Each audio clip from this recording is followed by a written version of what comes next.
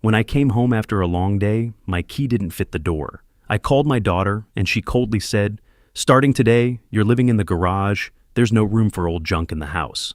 I froze, clutching my heart in shock, and when I woke up in the hospital, I made one phone call, and her betrayal turned into a prison for her. Before we continue, please subscribe to the channel and let us know where you are listening in the comments. The key scraped against brass, but wouldn't go in. I pulled it out, examined the ridges under the porch light. Same key I'd used for 34 years, same worn spot where my thumb always rested. But the lock was different. New. Shiny brass instead of the weathered bronze Martha and I had picked out together. My 2018 Honda Accord ticked as it cooled in the driveway beside a black Dodge Challenger I'd never seen before. The April evening carried a chill that made me pull my jacket tighter, though the coldness spreading through my chest had nothing to do with Portland's spring weather. Cherry blossoms from Mrs. Chen's tree next door drifted across the lawn like snow, landing on the unfamiliar car's hood. I tried the key again. Nothing. The metal scraped uselessly against the new lock's face, a sound that seemed to echo in the quiet suburban street. My engineering mind kicked in. Check the obvious first. I stepped back, looked at the house number, 3847 NE Floral Place. My house. The house where I'd carried Martha across the threshold as a bride, where we'd raised Jessica, where I'd held Martha's hand as cancer took her 6 years ago. The Challenger in my driveway gleamed under the streetlight. Jessica had mentioned money troubles just last month, said she and Brian couldn't afford to fix their car. So, whose vehicle was this? My hands trembled slightly as I pulled out my phone, not from the cold, 5 rings before she answered. Yes? Jessica's voice was ice. Not, "Hi, Dad," or even just, "Hello." Just that single sharp word. "Jessica, honey, my key isn't working. Did you change the locks? I just got back from my doctor's appointment and you don't live here anymore." The words came out rehearsed, like she'd practiced them in a mirror. My knees went weak. I gripped the porch railing, the wood rough under my palm. "What? Jessica, what are you talking about? I said you don't live here. This is my house now. Brian and I have decided you're no longer welcome." Brian's voice rumbled in the background, something about old man and finally. My chest tightened, a familiar sensation from my last checkup, but sharper now, meaner.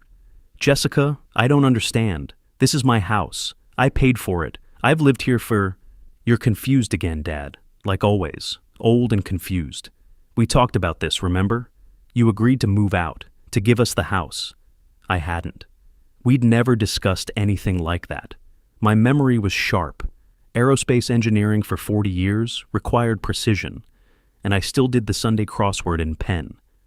"Jessica, don't come back here. We've packed your things. They're in the garage. Someone will bring them to wherever you end up." She paused, and when she spoke again, her voice carried something cruel. "You're lucky we're even giving you your garbage. That's all it is anyway. Garbage, just like you." The line went dead. The phone slipped from my numb fingers, clattering on the wooden porch. The screen cracked against the concrete step. My chest exploded with pain, crushing, spreading down my left arm like fire following a fuse. I tried to breathe, but couldn't get enough air. The porch light above me blurred into halos. Through the living room window, a curtain moved. Jessica's silhouette appeared, then Brian's bulkier form behind her. They stood there, watching me clutch my chest, watching me sink to my knees. They watched, and they didn't come out. "Harold!" Patricia Mills's voice cut through the roaring in my ears. My neighbor's feet pounded across her lawn, her slippers slapping against the grass. She vaulted the low fence between our yards with surprising agility for a woman in her 70s. "Harold, oh God, don't move." I tried to speak, to tell her about my heart, but only managed 911. She already had her phone out. 911, my neighbor's having a heart attack. 3847 Northeast Floral Place. Hurry. The world tilted. Patricia's face floated above me, her silver hair catching the porch light. Behind her, I could still see the window. The curtain had fallen back into place. Sirens wailed in the distance, growing louder. Red and white lights painted the cherry blossoms' violent colors. Paramedics surrounded me, their voices professional and urgent. "Sir, can you hear me? What's your name?" "Harold," I managed. "Harold Clarkson." Harold, we're going to take care of you. How long has the chest pain been going on? Few minutes. My daughter, Don't try to talk, Harold. Just focus on breathing. They lifted me onto a gurney. The young paramedic, barely older than Jessica, slipped an oxygen mask over my face. You're going to be okay, Mr. Clarkson. We're taking you to Providence Portland Medical Center. As they wheeled me past the Challenger, I saw Patricia standing on my porch, my former porch, staring at the door that remained closed. Jessica never came out, not even when the ambulance doors slammed shut. The IV needle found a vein. Blood pressure cuff squeezed my arm. Monitors beeped with my heartbeat. Rapid, irregular, failing. The paramedic's face hovered above me, saying something about vitals, but the words scrambled into static. Streetlights streaked past the ambulance windows like falling stars, and I thought about that key in my pocket. 34 years it had opened that door. 34 years. Mr. Clarkson, stay with us. But I was already falling, sinking into something darker than the April night. My last clear thought before the darkness took me. She'd called me garbage, my baby girl, whose hand I'd held on her first day of school, whose tears I'd dried after her first heartbreak, who I'd walked down the aisle just 8 years ago. She'd called me garbage, and then she'd watched me collapse and done nothing. The fluorescent lights of the hospital's emergency entrance blazed above me for a moment. Then everything went black. The night passed in fragments, medication pulling me under, then releasing me just enough to hear monitors beeping, to feel nurses checking my IV, to see shadows moving beyond my eyelids. When morning light finally cut through the hospital blinds, striping the white ceiling tiles in gold, I was truly awake and thinking clearly. My mouth tasted like copper and antiseptic. The hospital gown scratched against my skin, and something pulled at my left arm, an IV line taped down with clear medical tape. I counted the ceiling tiles automatically, an old habit from decades of measuring spaces. 12 across, 8 down. 96 tiles total. My engineer's brain still worked, even if my heart had tried to quit. Room 412, the sign said. Providence Portland Medical Center, cardiology ward. The monitors beside my bed showed steady rhythms now, green lines tracking what my body was doing without my permission. 9:17 a.m., according to the wall clock. The door opened with a soft whoosh. Dr. Richards entered, a black woman about Jessica's age, with kind eyes behind wire-rimmed glasses. The similarity made my chest ache in a way that had nothing to do with my heart condition. Mr. Clarkson, good morning. I'm Dr. Richards. How are you feeling? Like I got hit by a truck, I managed, my voice rough. But breathing. She smiled slightly, checking her tablet. You had what we call acute coronary syndrome. Not quite a full heart attack, but close enough to scare us all. Your neighbor's quick action saved your life. Patricia, not Jessica. How bad? You're lucky. No permanent damage we can detect. But, Mr. Clarkson, the paramedic said you were extremely distressed when they arrived. Your blood pressure was dangerously high, even accounting for the cardiac event. She paused, studying me. Is there someone we should call? Family? The word was a knife. No, thank you, but no. Dr. Richards nodded slowly, recognizing a boundary. I'll be back to check on you later. Rest, Mr. Clarkson. Your body needs to heal. She left, and I stared at those 96 tiles, trying not to think about the 96 ways my life had just shattered. But the mind doesn't rest, even when the body must. Fragments of yesterday kept surfacing. Jessica's cold voice, Brian's contempt, that new lock gleaming in the porch light. At 10:30, Patricia arrived. She carried a small gym bag and wore the worried expression of someone bearing bad news. Her silver hair was properly styled now, not wild like last night when she'd run across the yard. Harold, thank God you're okay. She set the bag on the visitor's chair, worn fabric, probably older than my marriage had been. I brought you some things, toothbrush, phone charger, clean shirt. Patricia, what happened after they took me? She fidgeted with her wedding ring, a gesture I recognized. She'd done the same thing 6 years ago when she'd had to tell me Martha had taken a turn for the worse while I was at work. Harold, I don't know how to tell you this. Just say it. After the ambulance left, I stayed outside, to make sure they'd lock up, you know? But they didn't just lock up. She swallowed hard. They started carrying things out to the garage, Your things, boxes, clothes, your computer from the den. That painting Martha did, the one of Mount Hood. My fists clenched involuntarily, IV tugging at my skin. Martha had painted that on our 20th anniversary. Brian was laughing, Patricia continued, her voice dropping. He said something about finally getting rid of the old man's junk. And Jessica, Harold, she was laughing too. They were celebrating. I forced my breathing to stay steady. The monitors couldn't know what I was thinking, planning. Thank you for telling me. Patricia reached into her purse, pulling out a small brass key. Remember when you gave me this, after Martha passed, in case of emergency? The safe deposit box key. I'd forgotten, but Patricia hadn't. I remember. Everything's still there, the papers you asked me to keep safe. She placed the key on the bedside table, beside a plastic pitcher of water that had probably been there since the hospital opened. Harold, what are you going to do? I'm going to think, I said carefully, like an engineer, problem, solution, implementation. She left after extracting a promise that I'd call if I needed anything. When the door closed behind her, I was alone with those ceiling tiles and the growing clarity of what had happened. I rewound the last 6 months in my mind, examining each moment with the same precision I'd once used to check aerospace calculations. October, Jessica suggesting I update my will, just to be safe. December, Brian asking detailed questions about my bank accounts, my retirement funds. January through March, conversations that stopped when I entered rooms, whispered phone calls that ended abruptly, Jessica's forced smiles that never reached her eyes. The pattern was there.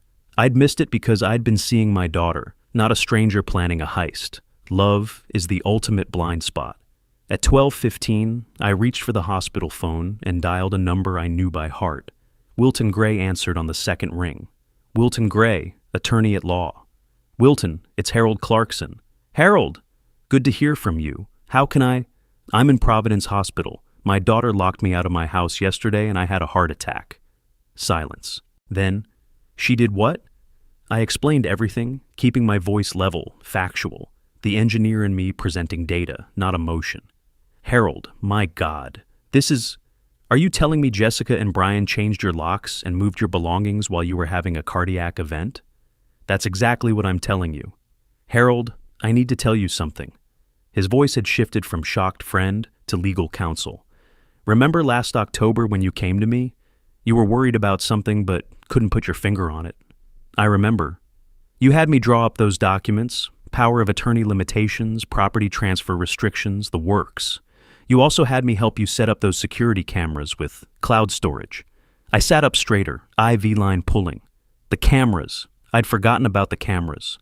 They're motion activated, Harold. If Jessica and Brian were in your house planning this, if they discussed it at all in the living room or kitchen, it's all recorded. Every word, every action. The cloud storage is in your name only, linked to your private email. They can't access or delete it. Wilton paused. Harold, this isn't just family drama anymore. This is elder abuse, attempted felony theft of property, possibly conspiracy to commit fraud. These are serious crimes in Oregon. They were family, I said quietly. Now they're just people who broke the law. I'm calling the police, Wilton said. I'm filing emergency petitions with the court. Harold, we're going to fix this, legally, properly, and thoroughly. Do it. After I hung up, I closed my eyes, but not to rest. I was building something in my mind, the way I used to design safety systems, step by step, component by component, with redundancies and fail-safes. They'd made their move based on emotion and greed. I would make mine based on law and documentation. At 2:30, Wilton called back. Police report filed, elder abuse investigation opened. The detective wants to interview you when you're feeling better. Also, I've contacted your insurance company about the illegal lockout. They're treating it as an emergency claim. What about the recordings? I've reviewed some of them already. His voice carried barely suppressed anger. Harold, they've been planning this for months. There's a conversation from February where Jessica explicitly says, we just need to wait until after his checkup, so no one can say we stressed him into the heart problems. So they'd known. They'd known the stress might trigger something cardiac, and they'd planned around it. My daughter had weaponized my medical condition. Patricia had brought my laptop in her second visit. I opened it now, accessing the cloud storage. There they were, weeks of recordings. I clicked on one from last Tuesday. Jessica and Brian in my kitchen, using my coffee maker, eating my food. Once he's out, Brian was saying, we can sell this place for at least $800,000. Market's hot right now. The old fool won't even fight back, Jessica replied. He's too sentimental, too weak. I closed the laptop. Sentimental, maybe? Weak? They were about to learn otherwise. By 3:30, I'd filled 3 pages in the notepad Patricia had brought. Not rambling, not emotional, structured, methodical, the same way I'd once planned satellite trajectories. Step 1, secure evidence. Done. Step 2, legal framework. In progress. Step 3, financial protection. Tomorrow's task. Step 4, criminal prosecution. Let the state handle it. Step 5, civil recovery. Every penny they'd taken. Step 6, permanent consequences. They wanted me erased, I'd make sure they remembered me forever. I looked at the ceiling tiles again. Still 96, still white. But I was different now. The father in me had died on that porch last night when my daughter watched me collapse and did nothing. What remained was something harder. An engineer who'd identified a problem and would now solve it with mechanical precision. My phone buzzed, a text from Wilton. Judge granted emergency order. They have 24 hours to vacate your property. I typed back, just the beginning. Outside my window, Portland's afternoon sun broke through the clouds, sending light streaming across my hospital bed. It felt warm on my face, like Martha's hand used to feel when she'd wake me up for Sunday coffee. She'd always said I was too trusting, too willing to forgive. Not anymore, love, I whispered to the empty room. Not anymore. Wilton called at 9 sharp Thursday morning. The officers leave for your house in an hour, he said through my hospital phone. I'll be there with them. My discharge papers sat signed on the bedside table. Patricia had brought me fresh clothes, a navy polo and khakis that hung looser than before. 3 days of hospital food and stress had carved 10 pounds off me. I dressed slowly, each movement deliberate, saving my strength for what was coming. At 10:03, my phone rang again. Wilton's number. Harold, I'm putting you on speaker. We're at your front door now. His voice carried that lawyer calm that meant storm clouds gathering. Through the phone's tiny speaker, I heard knocking. Then Officer Thompson's professional bark. Portland Police, open the door, please. Footsteps inside my house. Then the door opening. Jessica's voice dripping confidence. Yes, can I help you? Jessica Clarkson, Officer Thompson asked. Jessica Morgan, she corrected, using Brian's last name like armor. What's this about? Ma'am, we have a court order requiring you and Brian Morgan to vacate these premises immediately. Silence. Then Jessica laughed. Actually laughed. That's ridiculous. This is my house. My father gave it to me. Do you have documentation of that transfer? Officer Cheng's voice now, younger but firm, more silence. Brian's heavier footsteps approached. Jess, who the hell are these people? Sir, I'm Officer Thompson, Portland Police. You and your wife need to leave this property. Like hell we will! Brian's aggression cranked up instantly. Get off our porch Before you what, sir? Thompson's tone shifted to steel. Threaten a police officer? Wilton's voice cut through. Officers, I'm Harold Clarkson's attorney. I have documentation here showing Mr. Clarkson is the sole owner of this property.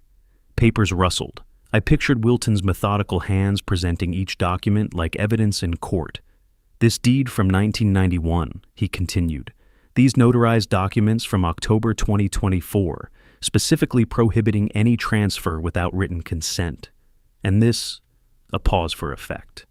Video evidence from Mr. Clarkson's security system, dated April 8th. What security system? Jessica's confidence cracked.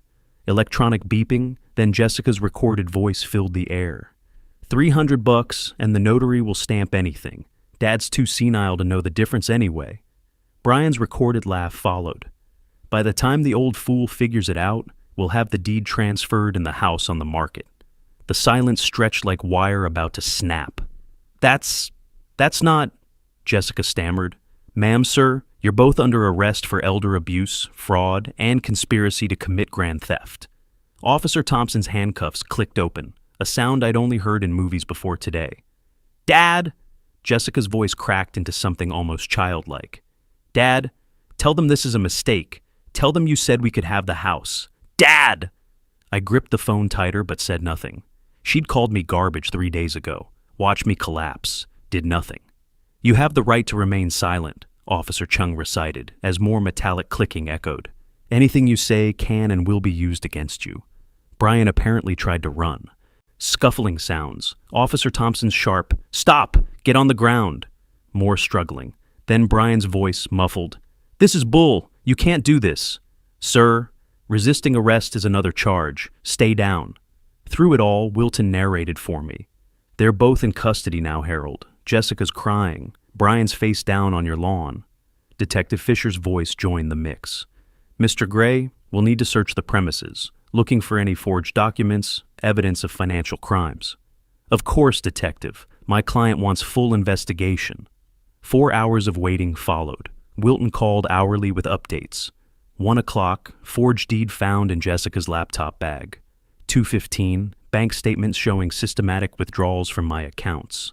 3:30, emails between Brian and a real estate agent about expediting a complicated sale.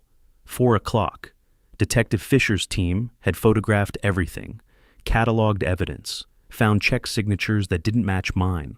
"Harold," Wilton said in his 4:30 call, "they stole $127,000 over 2 years. Small amounts at first, then bigger once they got bold. 127,000, more than 2 years of my pension, money Martha and I had saved." At 5, Wilton arrived at the hospital to drive me home.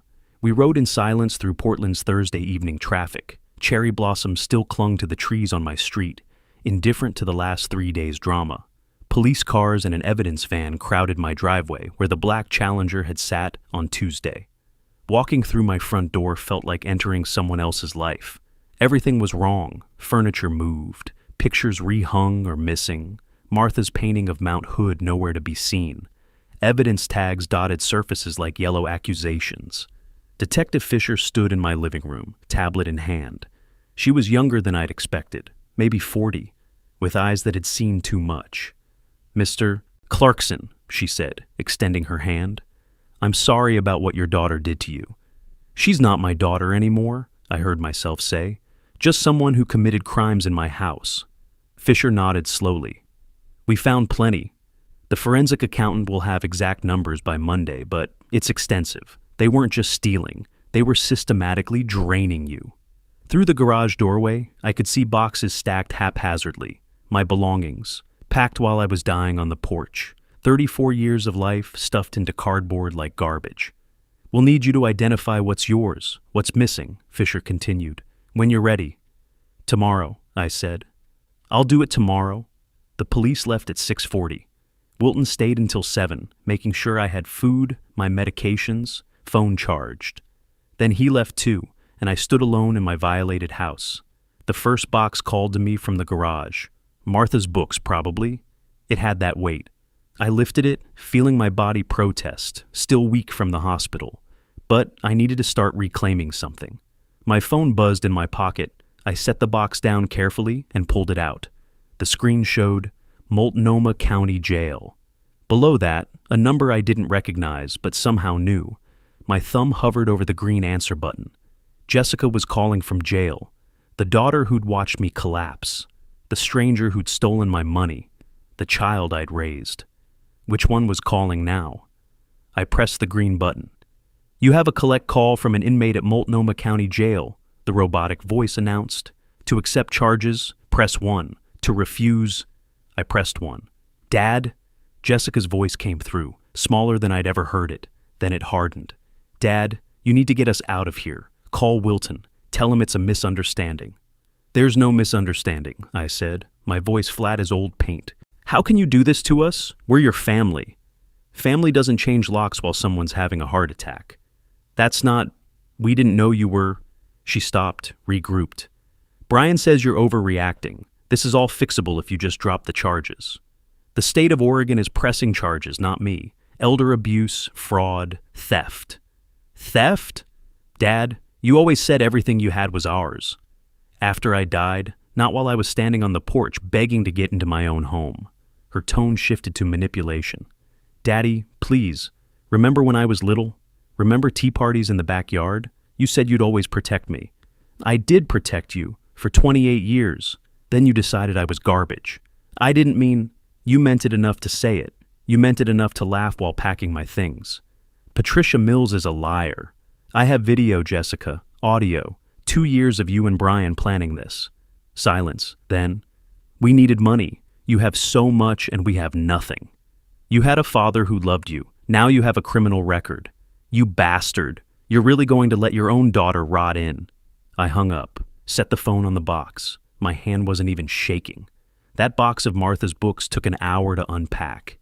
Each book was a memory. Her gardening guides, mystery novels she'd read during chemo, the poetry collection I'd given her for our last anniversary. Some had been torn, pages ripped out. Spite for spite's sake. Sleep wouldn't come. I worked through the night, box after box. My engineering awards were in the garbage, literally thrown in with coffee grounds and food waste. Our wedding photo had been torn in half, right through the middle, separating Martha and me. I found tape in a drawer and tried to fix it, but the tear line remained, a scar across 34 years of marriage. I'm sorry, Martha, I whispered to her half of the photo.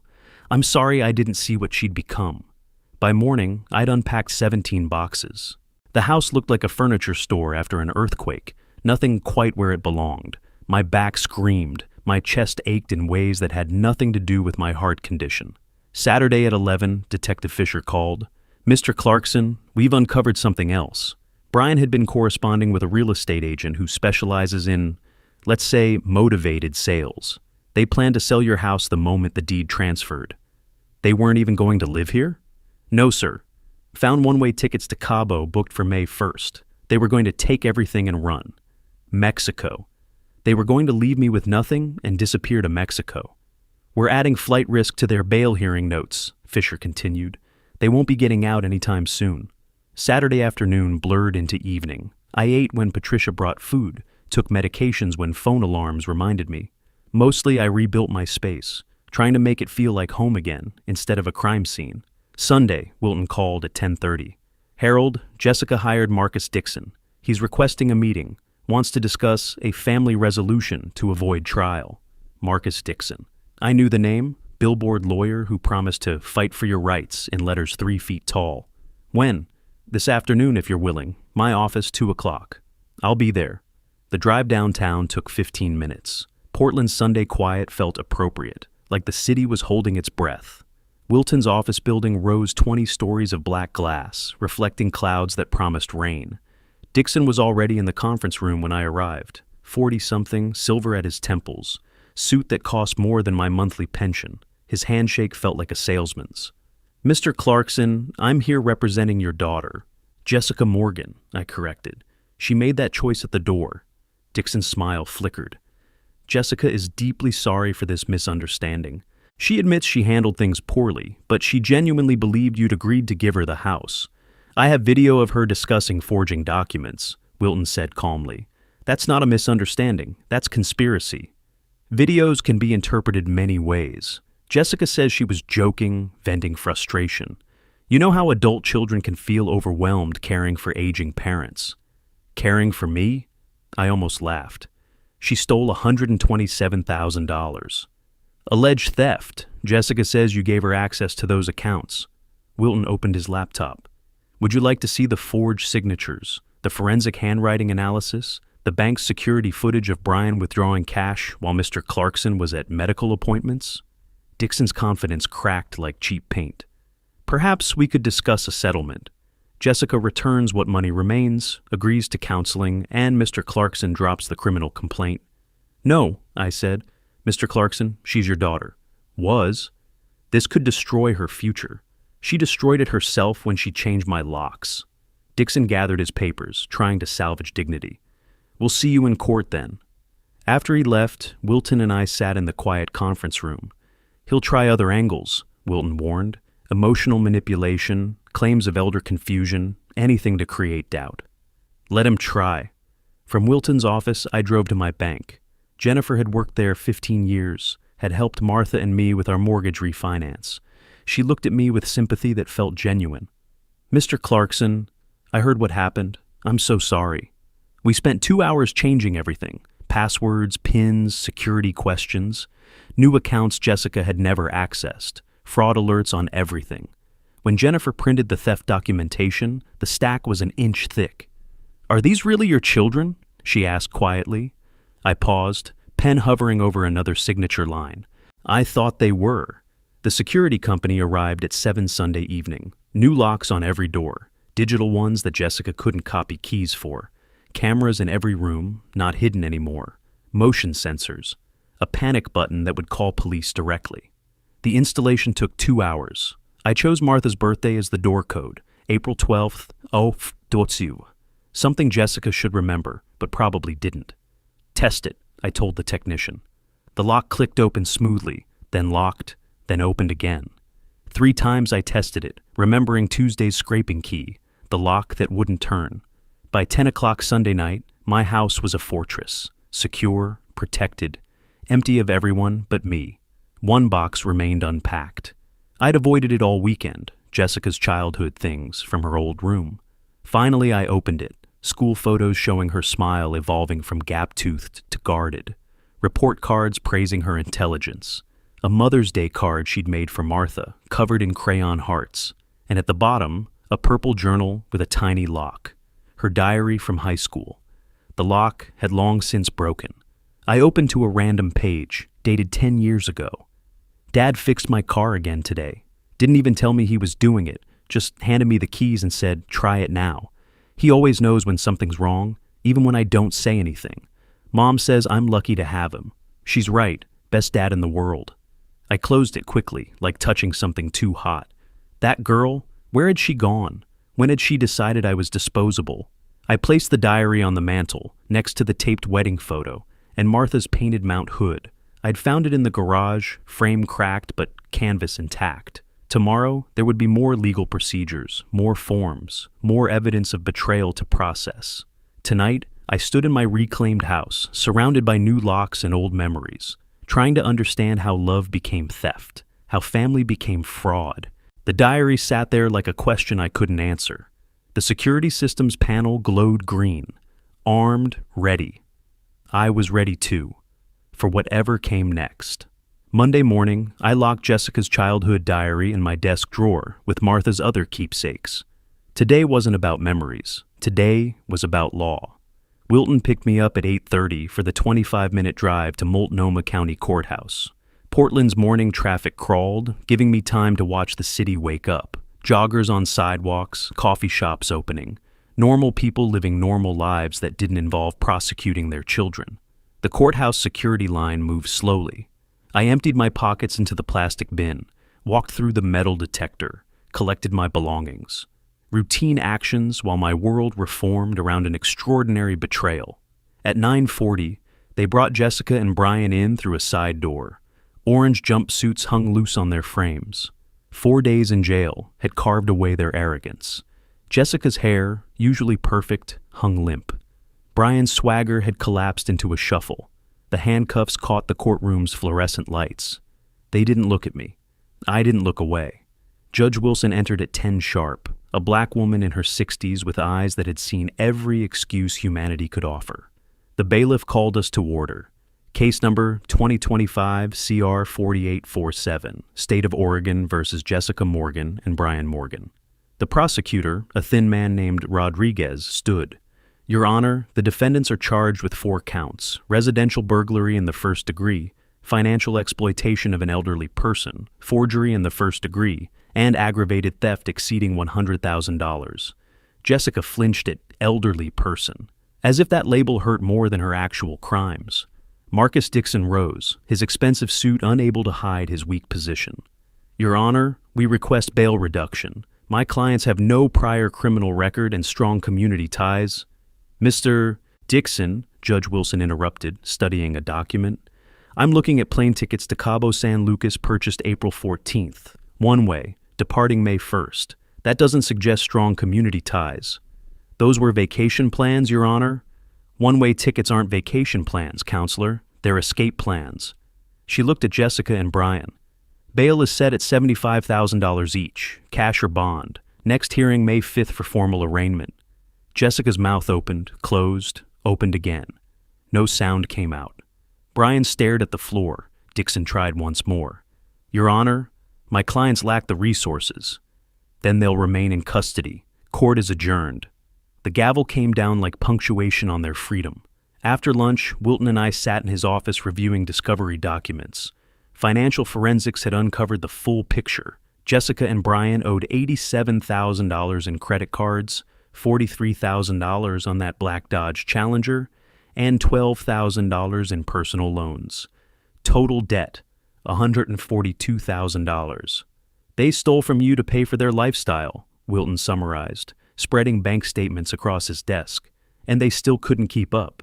I studied the numbers, my engineer's mind cataloging patterns. They can't make bail. Not without help. Tuesday morning, Wilton called with an update. Brian tried calling his parents for bail money. And, listen to this. He played a recorded jail call. Brian's voice desperate. Mom, please. It's all a misunderstanding. Jessica's dad is being vindictive. His mother's voice cold as winter. The police showed us the evidence, Brian. You stole from an old man, from your wife's father. Mom, don't call again. The line went dead. Even his own family saw the truth. That evening, an envelope arrived from Multnomah County Jail. Jessica's handwriting, once neat, now shaky. I read it once at my kitchen table. Dad, this is all so unfair. You never gave us enough support. We struggled while you sat on hundreds of thousands. Brian says you're doing this for revenge because we finally stood up to you. How can you be so cruel to your only daughter? Don't you remember teaching me to ride a bike? Don't you remember my graduation? How can those memories mean nothing? Jessica. Unfair? She'd stolen $143,600 and called it unfair. She'd changed my locks during a heart attack and played victim. I folded the letter, filed it with the other evidence. No response needed. The legal system would speak for me. Wednesday morning, I met Margaret Dawson, the forensic accountant, in her downtown office. Spreadsheets covered the conference table like a numerical autopsy of betrayal. Mr. Clarkson, she began, adjusting her reading glasses. The theft began 3 years ago. Small amounts initially, 200 here, 300 there. Classic pattern for family financial abuse. She pointed to highlighted entries. See this progression? They tested boundaries. When you didn't notice, amounts increased. By last year, they were taking thousands monthly. This February alone, $22,000 in a single transfer. Total? $143,600. Not the $127,000 we initially thought. They were clever, spread across multiple accounts, different withdrawal methods. But the signature analysis is damning. They used an old check of yours as a template. I took notes with mechanical precision, each figure another nail in their legal coffin. That afternoon, back in Wilton's office, we discussed civil proceedings. Harold, he said carefully, they can't pay damages. You could win a judgment, but file it anyway. It could take years. Then let it hang over them for years. Every job application, every loan, every background check, they'll see what they did. This isn't about money anymore, Wilton. It's about consequences. He nodded slowly. I'll prepare the paperwork. Wednesday evening, 9:30, Wilton called again. Harold, there was an incident at the jail. What kind of incident? Another inmate confronted Jessica about her case. Apparently, the newspaper article made rounds inside. Jessica threw the first punch. She hit someone? Tried to. Now she's in isolation for 72 hours. It'll be in her file for sentencing. I felt nothing. No satisfaction, no sorrow. Just exhaustion. At 9:47, my phone chimed. Email notification from the Portland Tribune. Interview request. Your daughter's version of events published. The preview text continued. Mr. Clarkson, we've published Jessica Morgan's account of your family's situation. We'd like to offer you the opportunity to respond. I stared at the screen. Jessica had taken our private catastrophe public, thinking public opinion would save her. She didn't know about the evidence I had, the recordings, the receipts, the truth. My finger hovered over the email. Tomorrow, I'd open it. Tonight, I needed sleep. The battle had moved to a new arena, and I needed to be ready. She'd chosen this battlefield. I'd end the war on it. Thursday morning, over black coffee and toast, I opened the Tribune email. The link led to their website. Daughter accuses father of cruelty, a family tragedy, or revenge. Jessica's version sprawled across my laptop screen. According to her, I was a cold, controlling father who'd promised them the house but reneged out of spite. She claimed I'd been mentally declining, forgetting conversations, making false accusations. She actually used the phrase elder confusion to explain away her theft. My father changed after Mom died, she was quoted saying. He became paranoid, aggressive. We were trying to help him, and he turned on us. My jaw tightened, but my mind stayed strategic. She'd fired the first public shot. Time to return fire with truth. Patricia arrived at 10 to help with the inventory we'd been postponing. Room by room, we cataloged what remained and what was missing. In the bedroom, I opened Martha's jewelry box, empty. Her anniversary watch, I said quietly. The gold one with diamonds I gave her for our 25th. It's gone. Patricia made a note on her clipboard. How much was it worth? $8,500. But the value... I touched the empty velvet where it used to rest. She wore it to every special occasion for the last 9 years of her life. We found more missing, Martha's other watches, the silver service set my mother had given us for our wedding, rare engineering texts I'd collected over 40 years, some things they'd simply thrown away. Photo albums, my professional awards, handwritten letters from Martha. Friday morning, while clearing garage boxes, I found crumpled receipts in the trash, 3 pawn shop receipts, dated 2 weeks ago. Gold and silver exchange on McLaughlin Boulevard, Fast Cash Pawn on 82nd, Bridge City Buyers in St. John's. The first shop was 15 minutes away. The owner, an older Asian man, recognized Martha's watch immediately when I described it. Yes, I remember, he said, pulling out a binder. Young woman said she needed money for her father's medical treatment. I felt bad for her. Paid $2,200 for that watch. It was worth $8,000. His face fell. I still have it. You want to buy back? How much? $3,000. I didn't argue. Paid cash. Held Martha's watch in the parking lot, remembering her wearing it to Jessica's wedding. Jessica who'd pawned it for drug money. No, for debt payments on a car she couldn't afford. The second shop had already sold the silver service to a collector. Gone forever. The third had some of my engineering books, another $4,200 to recover what was mine. Total spent buying back my own belongings, $6,100. Total value of what I'd recovered, maybe a third of what was stolen and pawned. Saturday morning, checking mail, Mr. Johnson from 3 houses down approached me. Harold, he started, uncomfortable. I read the article about you and Jessica. Did you? She says you threw her out, made her homeless. That true? She stole $143,000 from me, Mr. Johnson. Changed my locks while I was having a heart attack. His face went white. What? There's another article coming, with evidence. You'll see the truth then. He backed away, mumbling apologies. But I felt the neighborhood's eyes on me now. Jessica had made me the villain in public. Time to correct the record. I called Wilton. I'm doing the Tribune interview. Harold, I advise against... She made this public. I'll finish it public, with documentation. Saturday afternoon, I prepared my evidence. Bank statements showing theft. Video stills of Jessica and Brian planning. Pawn shop receipts for Martha's belongings. The Mexico tickets. Everything organized in a folder, each document labeled. The journalist, Amy Chen, arrived Sunday at 6. Young, professional, recording equipment, subtle but present. We sat in my living room, the same room where Jessica had planned her theft. Mr. Clarkson, she began, your daughter paints a very different picture of events. I have documents that show the truth. I opened my folder. Bank statements, $143,000 stolen over 3 years. She studied them carefully, taking photos. Security video from April 8th. I showed her stills on my laptop. That's Jessica and Brian discussing forging my signature to steal my house. Her eyes widened. Pawn shop receipts. They sold my dead wife's jewelry to pay their debts. And here, I produced the Mexico tickets. One-way flights booked the day before they locked me out. They weren't taking care of me. They were robbing me and planning to run. These are serious allegations. These are facts. Every document is authenticated. The police have copies. The prosecutor has copies. Your readers deserve the truth, not Jessica's fiction. She reviewed everything for an hour, asking pointed questions, verifying details. Finally, why speak publicly now? Because lies grow in darkness, Jessica chose to make this public, thinking sympathy would save her. But truth doesn't need sympathy. It stands on its own. After she left, Wilton called. "You sure that was wise?" "She brought receipts and recordings, Wilton. Let Jessica's story compete with evidence." The article went live at 11 that night. Father responds with evidence. Documents show systematic theft, planned flight. Within an hour, the comments section exploded. One stood out.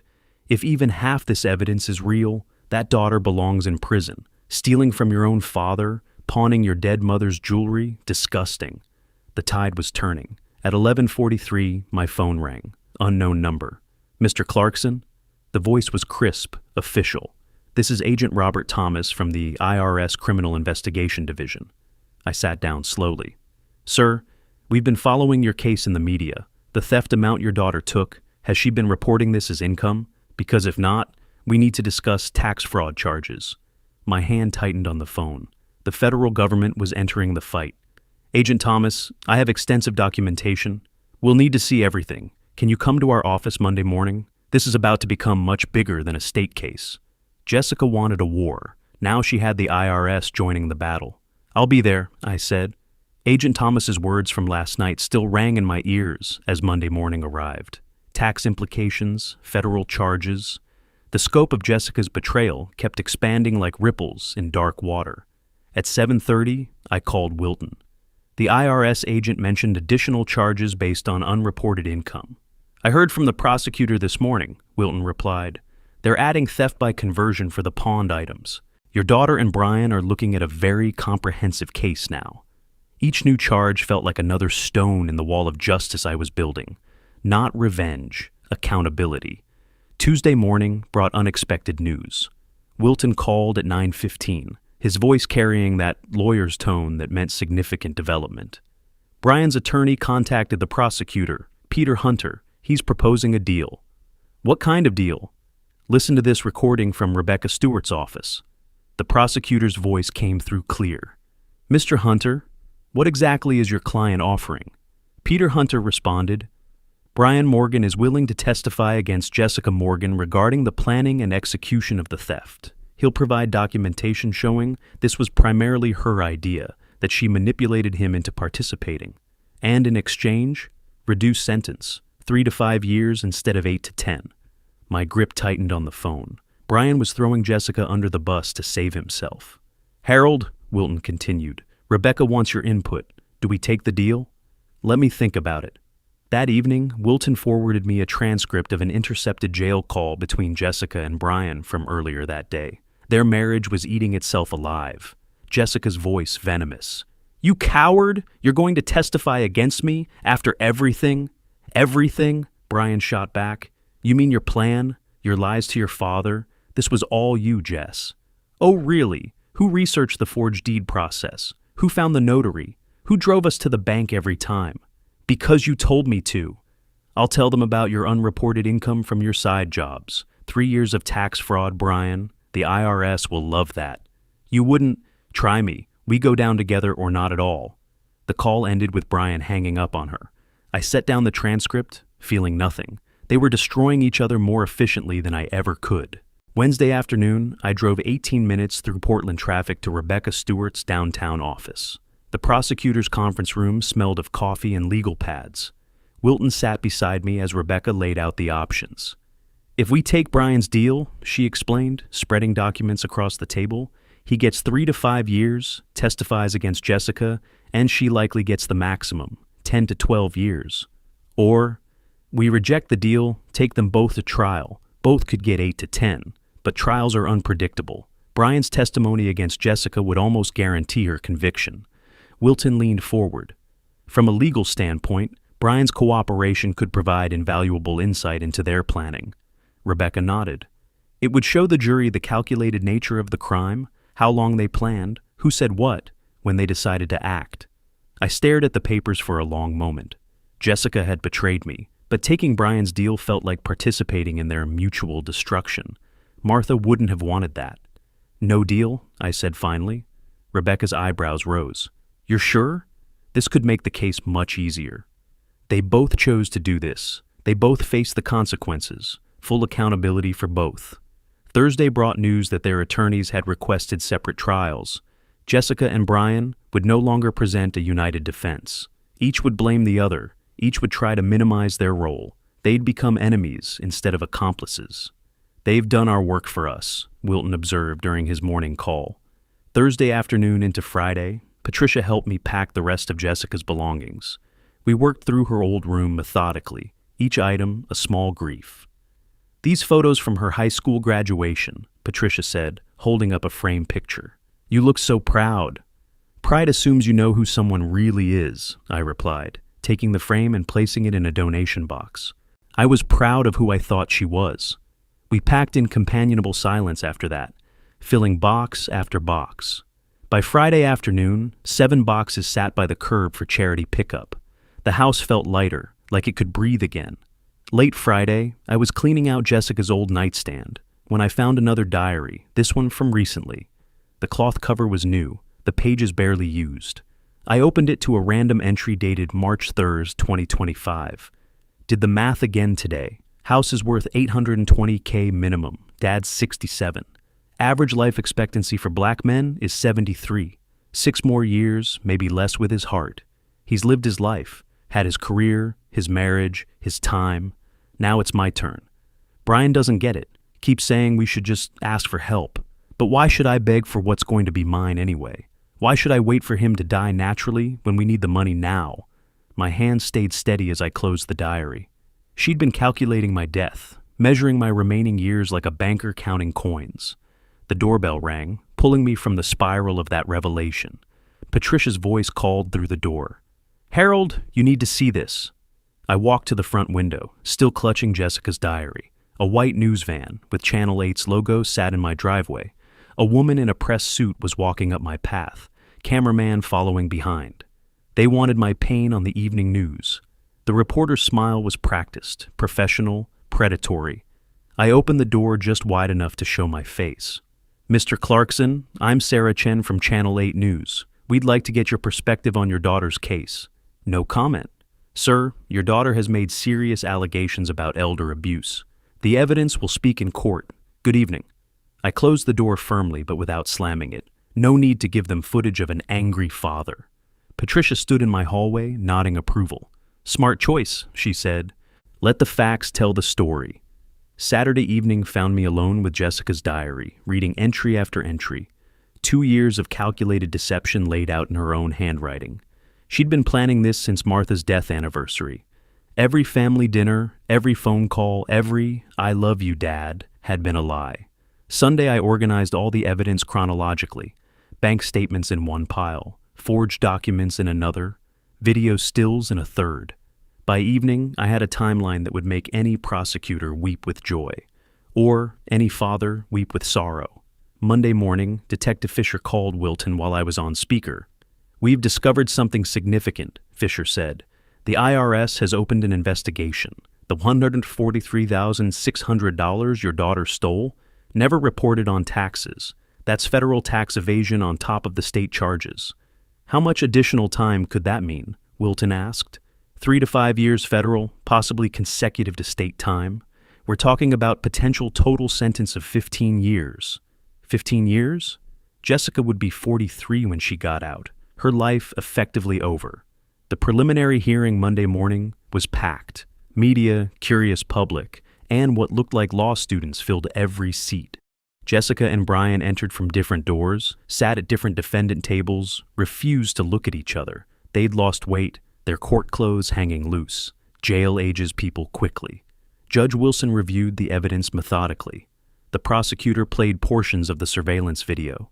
Patricia testified about what she witnessed the night of my heart attack. The handwriting expert confirmed the forgeries. Then the prosecutor submitted Jessica's diary as evidence. Judge Wilson read several entries, her expression darkening with each page. When she reached the March 3rd entry about calculating my death, she looked up at Jessica with undisguised disgust. "I've seen many cases of elder abuse," the judge said, her voice carrying through the silent courtroom. "But rarely have I seen such calculated cruelty from a child toward a parent. The evidence is overwhelming. Trial is set for June 15th, 9 a.m. Both defendants will remain in custody. Bail is revoked given the new evidence of premeditation. Jessica's mouth opened in a silent scream. Brian put his head in his hands. That evening, Wilton called with surprising news. Marcus Dixon went to see Jessica at the jail. He's withdrawing as her attorney. Why? He read the diary. Listen to this. I got the recording from jail surveillance. Through the glass partition, Marcus's voice was cold. I've reviewed all the evidence, Jessica, including your diary. So, it's private thoughts. You calculated your father's death timeline. You wrote about waiting for him to die. You called it your turn. I can't defend that. You have to! I'm paying you! With what money? Your father's stolen funds? I'm filing a motion to withdraw. You'll be assigned a public defender. You can't do this. I'm an attorney, not an accomplice to patricide planning. Goodbye, Jessica. The recording ended with Jessica pounding on the glass, screaming at his retreating back. Tuesday brought news that Emily Castro, an overwhelmed public defender with 40 other cases, had been assigned to Jessica. Brian's parents hired him a cheap attorney fresh out of law school. Both were now poorly represented, their own choices having driven away competent counsel.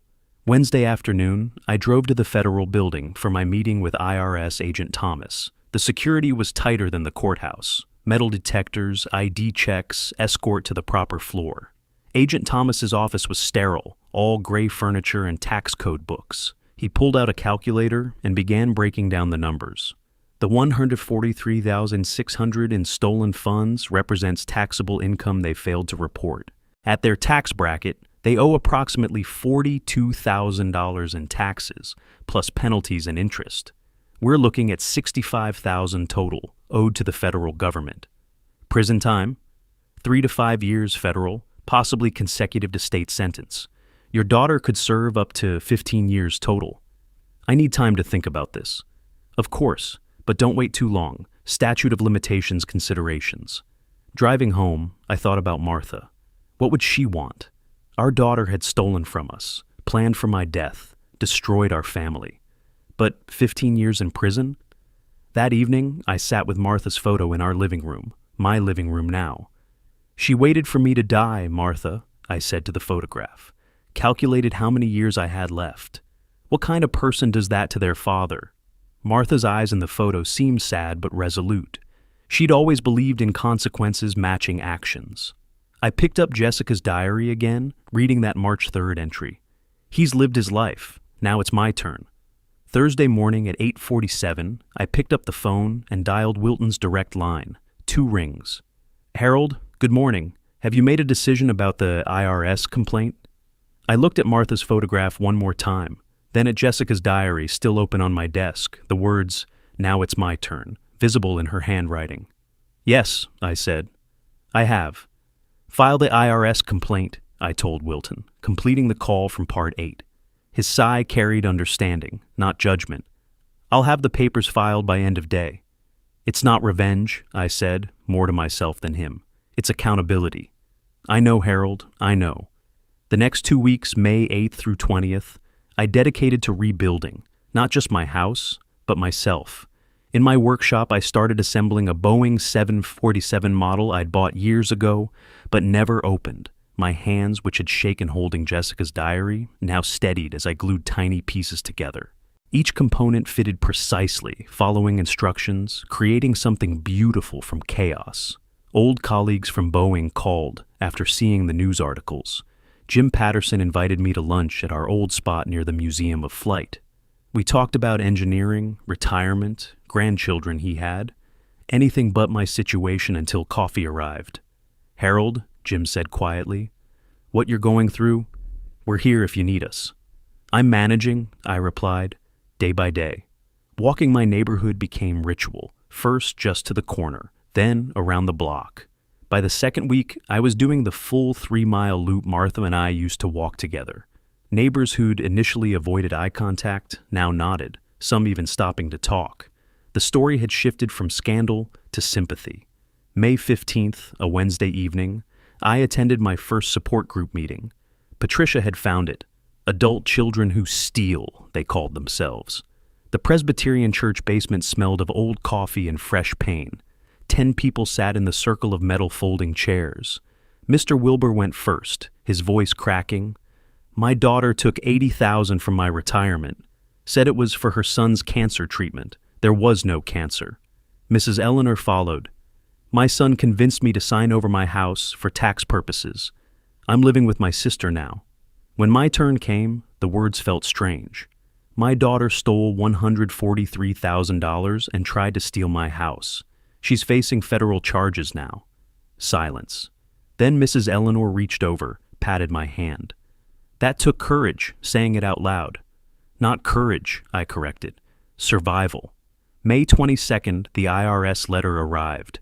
Official, cold, precise. Federal tax fraud charges filed. $42,000 owed plus penalties. 3 to 5 years federal prison, potentially consecutive to state time. I read it 3 times, feeling nothing. Just another document in the stack. The machinery of justice grinding forward. 3 days later, May 25th, another jail envelope arrived. Jessica's handwriting, but different. Less confident, more careful. I stared at it for an hour before opening. Dad, I know you won't believe me, but I'm sorry. Not sorry I got caught. Sorry for what I did. I've had weeks to think. No Brian filling my head with his schemes. No bills drowning me. Just time. I remember Mom's funeral. You held my hand the entire service. You've held my hand my whole life, and I repaid you by pushing you off a cliff. I was so angry. At you for having stability. At Mom for dying. At myself for failing. I turned that anger into something monstrous. The diary entries you read, I meant them when I wrote them, and that horrifies me now. I calculated your death like a math problem. What kind of daughter does that? I don't expect forgiveness. I don't deserve it. I just needed you to know. I see what I became. I see what I did. I'm sorry. Jessica. My eyes blurred. I set the letter down, walked to the window, came back, read it again. 4 times. This wasn't manipulation. I knew Jessica's manipulations, had cataloged them. This was genuine, or as genuine as someone in her position could be. May 27th, I wrote back, Jessica, I received your letter. I've read it multiple times. I appreciate your acknowledgement of what happened. I can't offer forgiveness yet. The wounds are too fresh, the betrayal too deep. But I'm not closing the door forever. You have years ahead to prove these aren't just words. Use them. Show me through actions, not promises. I'll visit in 1 year. We'll see who you've become by then. Your mother would want me to leave that door cracked open. Consider it cracked. Dad. I walked to the mailbox myself, placed the letter inside, raised the flag. The spring air smelled like cherry blossoms and possibility. June 1st through 10th blurred together in preparation. Wilton's office became my second home.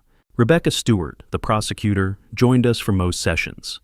They'll ask about the support you gave them, she said, spreading financial records across the conference table. We need exact numbers. 5 years of free housing, I calculated aloud. Utilities, food, insurance, $36,000 per year, $180,000 total, plus the stolen $323,000 in total support, and they said I was stingy. We rehearsed my testimony, practiced cross-examination responses. They'll ask about the cameras, Rebecca warned. Make sure you explain they were for security, not surveillance. There's a difference? To a jury, absolutely. June 12th, Wilton called. Brian took a plea deal, 7 years state, 3 federal, concurrent. He'll serve about 7 total with good behavior. Smart of him, I said. Jessica? Still going to trial. Emily Castro says she insists on testifying, wants to explain herself to the jury. That's a mistake. Yes, it is. June 14th, the night before trial, sleep wouldn't come. I stood at my bedroom window, watching stars scatter across Portland's sky, talking to Martha's photograph on the nightstand. Tomorrow I'll see her, Martha. First time in 2 months. She says she's sorry. Her letter sounded real, but how can I know? How can I trust anything from her anymore? The stars offered no answers, just their ancient light. I did what you would want, didn't I? Justice, but with mercy left available? Martha smiled from the photograph, frozen in better times. I closed my eyes, knowing tomorrow would bring either an ending or a beginning. Maybe both. Monday morning arrived despite my sleeplessness. I dressed in my navy suit, the one Martha always said made me look distinguished. Today required formality. Today required strength. Wilton picked me up at 8:15. We drove the 22 minutes to courthouse in silence, both knowing words were unnecessary now. The parking garage, the security line, the elevator to the 4th floor, all mechanical movements toward an inevitable confrontation. The courtroom doors opened to reveal Jessica at the defendant's table. 2 months had aged her 5 years. Orange jumpsuit hanging loose, hair pulled back severely, face drawn. Our eyes met for 1 second. She looked away first. I took my seat behind the prosecutor's table as potential jurors filed in. Voir dire took 3 hours. Rebecca Stewart methodically selecting jurors, while Emily Castro, overwhelmed and underprepared, did her best with a terrible hand. Opening statements came after lunch. Rebecca stood, confident. Ladies and gentlemen, this case is about betrayal of the deepest kind. A daughter who calculated her father's death, who stole his money, who changed his locks during a heart attack. Emily Castro followed, voice shaking slightly. This is a family tragedy, not a criminal conspiracy. Jessica Morgan made mistakes, terrible mistakes, but mistakes born of desperation, not malice. Tuesday, June 16th, they called me to testify. The walk to the witness stand felt endless. Swearing in, sitting down, microphone adjustment, all while avoiding Jessica's eyes. Rebecca's direct examination was surgical. Mr. Clarkson, how much financial support did you provide your daughter over 5 years? Approximately $180,000 in housing, food, utilities. Plus the stolen funds? $143,600. Total support? $323,600. Emily's cross-examination tried to paint me as controlling. You installed hidden cameras throughout your house? Security cameras, after noticing suspicious behavior. To spy on your daughter? To protect my property. But you didn't tell her about them? Would you tell someone you suspected of theft about your security measures? Objection, Emily said weakly. Sustained, Judge Wilson ruled. Just answer the questions, Mr. Clarkson. Wednesday, June 17th, the evidence parade began. Video played on the courtroom screen, Jessica and Brian planning, laughing about my senility. The diary entries were read aloud, each word a nail. Patricia testified about the night of my heart attack, how Jessica watched from the window and didn't help. The pawn shop owner identified receipts. The handwriting expert confirmed forgeries. Bank records showed systematic theft. The jury watched it all, taking notes, their faces increasingly grim. Thursday morning, June 18th, Jessica took the stand against Emily's advice. I needed to explain, she told the jury, tears already flowing. Yes, I took the money. Yes, I changed the locks. But you have to understand the pressure we were under, the debts, the calls, the threats from collectors. Rebecca's cross-examination was devastating. Ms. Morgan, you wrote in your diary about calculating your father's death timeline. Can you explain that? I was angry. You wrote, he's lived his life. Now it's my turn. Did you write that? Yes, but you wrote about waiting for him to die. True. I didn't mean, did you write it? Jessica crumbled. Yes. The jury had decided. I could see it in their faces. Friday, June 19th, deliberation took 3 hours. The foreman stood. We find the defendant, Jessica Morgan, guilty of residential burglary in the 1st degree, guilty of financial exploitation of an elderly person, guilty of forgery in the 1st degree, guilty of aggravated theft exceeding $100,000. Jessica collapsed into Emily's arms. I felt nothing. No triumph, no satisfaction, just exhaustion. Sentencing came June 26th. Judge Wilson's voice was ice. Jessica Morgan, you calculated your father's death, stole his money, and showed no mercy when he needed it most.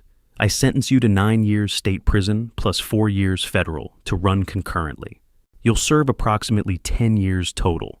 Brian got 8 years total with his plea deal. The civil judgment awarded me $250,600. Jessica and Brian immediately declared bankruptcy. The court ordered prison wage garnishment, $200 monthly from their in row 15 per hour wages. I might see $5,000 over their sentences. August 1st, I drove 40 minutes to Coffee Creek Correctional Facility, processed through security, assigned a visiting booth, waited behind reinforced glass. Jessica appeared in beige prison uniform, number 47832 on her chest. She'd lost more weight, but looked somehow clearer. We picked up the phones. "Dad." Her voice broke immediately. "Jessica, I didn't think you'd come. I said 1 year. It's been 3 months. I came early." Tears ran down her face. "I'm so sorry. I know it means nothing, but it means something. Not everything, but something. I'm in therapy, twice a week. I'm working on understanding why I became what I became. Good. Can you ever forgive me? I don't know. Ask me in a year. Keep working on yourself. Show me change through actions, not words. I will, I promise. Promises from you are complicated now. Just do the work." I stood to leave. "Dad," she called. "Thank you for coming, for the cracked door. Behavior, Jessica. Show me through behavior." August brought changes. I sold the house on Floral Place. Too many ghosts. Bought a smaller place in Selwood, closer to the river. Started volunteering at the senior center, helping others navigate elder abuse situations. Patricia visited my new place, admiring the view. "You seem lighter." "I am. It's over." "Is it? With Jessica, I mean?" "The crime is over. The consequences continue. Maybe something new grows from the ashes. Maybe not. Time will tell." Wilton stopped by with final paperwork. "You did the right thing, Harold. The hard thing, but right. Martha would have wanted justice with mercy available. That's what I tried for." August 31st, I placed the final piece on my Boeing 747 model. Perfect, precise, complete. Martha's photo sat nearby, watching me work. Patricia called. "Dinner? My treat? That new Thai place? Sounds good." I looked around my new living room, smaller than the old house, but mine, truly mine. No hidden resentments, no calculating eyes, no betrayal lurking. Life continues. Not the life I'd planned, but life nonetheless. Tomorrow I'll visit the senior center, help someone else navigate their crisis. Next month, maybe I'll take that woodworking class. Next year I'll visit Jessica again, see who she's becoming. Martha would want me to keep living, keep hoping, keep that door cracked. So I do. Jessica served 8 years of her 10-year sentence, released early for good behavior and completing substance abuse and mental health programs. She never contacted Harold for money again. Brian served 6 years, divorced Jessica while incarcerated, and moved to Arizona upon release. Harold lived another 12 years, volunteering extensively with elder abuse prevention organizations. He and Jessica slowly rebuilt a careful, boundaried relationship. She attended his funeral in 2037, where she spoke about accountability, consequences, and the father who taught her both through the hardest possible lesson. Elder financial abuse affects 1 in 10 Americans over 60, with annual losses exceeding $28 billion.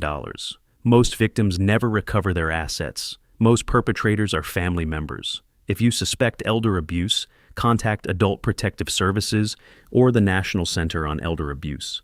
Justice is not revenge. Accountability is not cruelty. And sometimes, leaving a door cracked open is the greatest strength of all. If you like this story, please like this video, subscribe to the channel, and share your impressions of this story in the comments. To listen to the next story, click on the box on the left. Thank you for watching.